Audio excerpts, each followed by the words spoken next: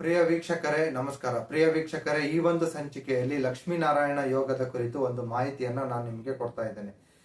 ಈ ತ್ರಿಕೋಣ ಸ್ಥಾನಗಳನ್ನ ಲಕ್ಷ್ಮೀ ಸ್ಥಾನ ಅಂತ ಕರಿತೇವೆ. ತ್ರಿಕೋಣ ಸ್ಥಾನ ಅಂತಂದ್ರೆ ಹೇಳಿದ್ರೆ 1, 5, 9, ಓಕೆನಾ. ಮತ್ತೆ ಕೇಂದ್ರ ಸ್ಥಾನಗಳನ್ನ ನಾವು ವಿಷ್ಣು ಸ್ಥಾನ ಅಂತ ಕರಿತೇವೆ. ವಿಷ್ಣು ಸ್ಥಾನ ಅಂತ ಹೇಳಿದ್ರೆ 1, 4, 7, 10. ಈ ಲಕ್ಷ್ಮೀ ಸ್ಥಾನದ ಅಧಿಪತಿ ಅಂದ್ರೆ ತ್ರಿಕೋಣ ಸ್ಥಾನದ ಅಧಿಪತಿ ಮತ್ತು ಕೇಂದ್ರ ಸ್ಥಾನದ ಅಧಿಪತಿ ವಿಷ್ಣು ಸ್ಥಾನದ ಅಧಿಪತಿ ಆಗಿರ್ತಕ್ಕಂತಹ ಗ್ರಹಗಳು ಪರಸ್ಪರ ಸಂಬಂಧವನ್ನ ಪಡೆದಿದ್ದಾರೆ. ಒಂದು ಅವರು ಕ್ಲೋಸ್ ಡಿಗ್ರಿ ಕಂಜಂಕ್ಷನ್ ಅಲ್ಲಾದ್ರೂ ಇರಬೇಕು, ಅಥವಾ ದೃಷ್ಟಿಯಿಂದ ಸಂಬಂಧ ಪಡೆದಿರ್ಬೇಕು, ಅಥವಾ ಅವರು ಪರಿವರ್ತನಾ ಯೋಗದಲ್ಲಿ ಇರಬೇಕು. ಓಕೆನಾ. ಇದನ್ನ ನಾವು ಲಕ್ಷ್ಮೀನಾರಾಯಣ ಯೋಗ ಅಂತ ಕರಿತೀವಿ.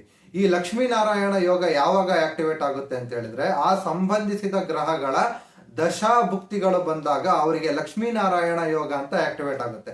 ಆ ಪೀರಿಯಡ್ ಇಂದ ಅವರಿಗೆ ಒಂದು ರಾಜಯೋಗ ಅಂತ ಕ್ರಿಯೇಟ್ ಆಗಿ ಅಲ್ಲಿಂದ ಅವರು ಲೈಫ್ ಅಲ್ಲಿ ಉತ್ತಮ ರೀತಿಯಲ್ಲಿ ಗ್ರೋತ್ ಆಗ್ತಾ ಬರ್ತಾ ಇರ್ತಾರೆ. ನಮಸ್ಕಾರ.